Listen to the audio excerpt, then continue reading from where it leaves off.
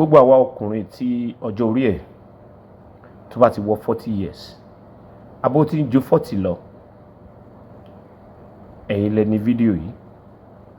torí àwọn nǹkan kan wà tó yẹ kẹ́ ẹ ṣàkíyèsí ẹ̀ ẹni tó bá ti ń wọ 40 years àbí tó ti ń ju 40 lọ upward báyẹn tó ti ń lọ 45 46 tó ń lọ pé 50 ó ní láti ní àwọn àkíyèsí nǹkan kan tó bá fẹ́ ní àlàáfíà tó fẹ́ enjoy ara rẹ̀ because ìgbà míì wà èèyàn lè lówó kó má lálàáfíà ìgbà míì wà èèyàn lè má lówó kó lálàáfíà ìwọ ló máa train ara rẹ̀ ló dẹ̀ máa fúnra ẹ̀ lálàáfíà nítorí pé age tó dé yẹn àgbà ti ń dé nígbà tó wà ní young age gbogbo àwọn wàhálà tó ti ṣe sẹ́yìn gbogbo àwọn stress tó ti go through gbogbo àwọn oúnjẹ tí ò dáa tó ti jẹ tó bá máa fi dé age pé 40 ipò tí ń lọ upward báyẹn ó máa ṣe kí ni ó máa reflect lára ẹ àwọn nǹkan míì tí ò yọ ẹ́ lẹ́nu nígbà tó wà ní kékeré yẹn ó máa yọ ẹ́ lẹ́nu bí kára máa ro ẹ́ kẹ́yìn máa ro ẹ́ korókun máa ro ẹ́ kí gbogbo oríkèéríkèé ara kó máa ro ẹ́ àwọn many things máa jẹyọ lára nítorí pé àgbà ti ń dé. Now tó o bá wá fẹ́ ṣe kí ni tó o fẹ́ pèrè ẹ ṣàkíyèsí tó o fẹ́ ṣàkíyèsí pé kí làwọn nǹkan tó yẹ kí n máa ṣe. Alákọ̀ọ́kọ́ àwọn nǹkan tó gbọ́dọ̀ kọ́kọ́ máa ṣe ni pé gbìyànjú láti máa ṣe exercise dáadáa má gbìyànjú láti máa ṣe exercise dáadáa nítorí pé gbogbo náà la mọ̀ pé exercise ó dàbí nǹkan tó difficult ni ó hard láti ṣe tó o bá ń ṣe gbogbo ara máa rú ẹ but tó o bá ṣe tán tó o lọ ṣáwà tó o wá sùn tó o wá jí wàá rí àpẹẹrẹ pé ara mi yìí ó yàtọ̀ that is why exercise ṣe dáa kí èèyàn máa ṣe pàápàá jùlọ wọ́n tó bá ti wọ age yẹn o nídìí láti máa ṣe exercise ní gbogbo ìgbà kò ń ṣe nǹkan tó o gbọ́dọ̀ fi ṣeré tó o bá wá fẹ́ ṣàwọn exercise tó yẹ pé yes okay bí àwọn ti ẹ̀ easy jù pé òwò pé yes okay ó nira fún ẹ láti máa ṣàwọn kan tó mọ̀ pé yes okay bí ó ń difficult fún ẹ kí èèyàn máa rìn kó o máa walk ara exercise ni gbogbo àwọn bòmíì tó yẹ kí o fẹ́ wọ mọ́tò lọ tó jẹ́ pé kò jì tó mọ̀ pé yes o lè fẹsẹ̀ rìn àbò fẹ́ gbé bike ni you can ignore the bike and the car use your leg to use it to walk wàá rí àpẹẹrẹ wàá dẹ̀ rí àtọ̀ ẹ̀ lára pé yes okay pé mo ṣe exercise ó dẹ̀ máa ṣe kí ni ó máa túbọ̀ hard mọ́ àlàáfíà rẹ̀ ni that is number 1. Number 2 ni pé máa ṣọ́ra fáwọn oúnjẹ tó o máa jẹ nítorí tó o bá ti ń wọ èjì yẹn ó lójú àwọn oúnjẹ tó o gbọ́dọ̀ máa jẹ kó má bàa dá ìsàn sí ẹ lára gbogbo àwọn oúnjẹ tó bá ti ní bí ṣúgà tó ti lọ́ràá gbogbo àwọn oúnjẹ olóróró gbogbo àwọn oúnjẹ tí magí bá ti pọ̀ jù ń bẹ̀ gbogbo àwọn oúnjẹ tí iyọ̀ bá ti pọ̀ jù ń bẹ̀ gbogbo àwọn oúnjẹ tó jẹ́ pé yes okay ó lè fún ẹ ní a lot of fat òun láti ṣọ́ra fún nítorí pé àwọn oúnjẹ tó ń jẹ yẹn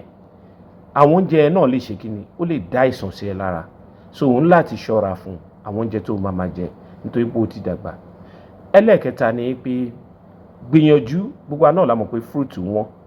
but no matter it may be àlàáfíà ó ṣe kókó ju gbogbo nǹkan lọ nítorí pé tó bá lówó tó ní mọ́tò tó nílé tí ò bá sàlàáfíà asán ni àlàáfíà gangan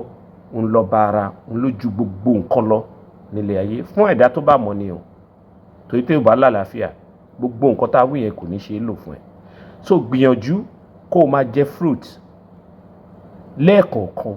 ó níṣẹ́ tí fruit náà ń ṣe kíni tó ń ṣe lára. Ẹlẹ́ẹ̀kẹrin ni pé gbìyànjú kó o máa mu omi dáadáa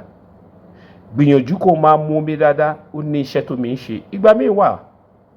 kò ń ṣe compulsory pé kéèyàn jẹun even nǹkan tó bá lówó tó ń jẹ wà ńlẹ̀ kò ń ṣe compulsory pé yes okay ó jẹun àárọ̀ òun láti jẹ tọ̀sán òun láti jẹ talẹ́ discipline ara ẹ̀ fi kọ́ra ẹ̀ dáadáa yí pé yes okay tí bá tiẹ̀ jẹun àárọ̀ tó bá dọ̀sán jẹ́ kí n kàn mú mi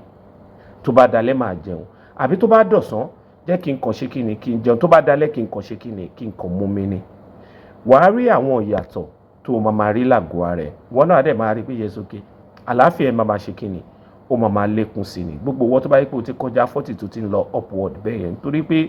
àgbà ti ń dé gẹ́gẹ́ bí mo ṣe wí ẹlẹ́ẹ̀karùn-ún ni pé gbìyànjú gbogbo àwọn nǹkan báyìí má gbìyànjú kó o máa lò. Ewé ni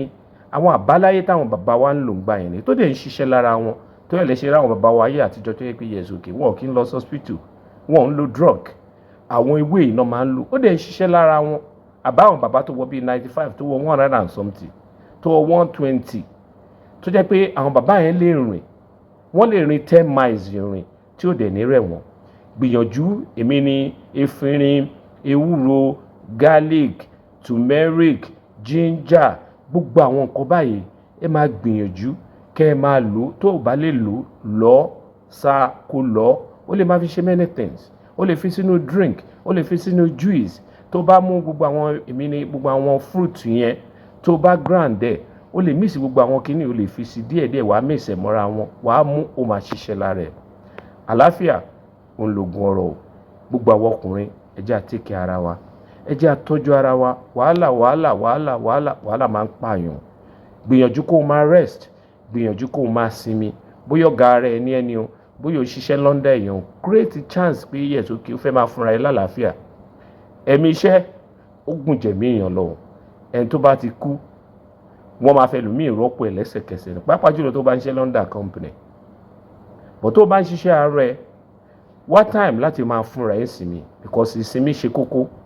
ó ṣe pàtàkì. Gbogbo àwọn ọkùnrin ẹ̀yin ni mò ń bá pàápàá jùlọ tọ́jú orí ẹ̀ bá ti ju bí 40 lọ tó ti ń lọ upward bó ń lọ sí 50 years. Gbogbo ọwọ́ tó bá wò pé yes okay ó yìí fẹ́ gbọ́ ẹ̀kúnrẹ́rẹ́ àlàyé sí lórí nǹkan tí mo sọ yìí, ìwọ kàn lọ sórí YouTube channel wa, kọ́kọ́ fi yẹn assist wa kó subscribe. Tó bá ti wá subscribe wá rí WhatsApp number wa ń bẹ̀, send the message sí mi, èmi náà ni máa bẹ́ẹ̀ sọ̀rọ̀, máa ṣàlàyé many things fún ẹ. Gbogbo ẹ̀ náà kọ́ lówó, ìwọ̀nba tó níyẹn náà tó maintain ara ẹ̀ tó dẹ̀ máa lálàáfíà. Mo sọ yìí náà mo dúró.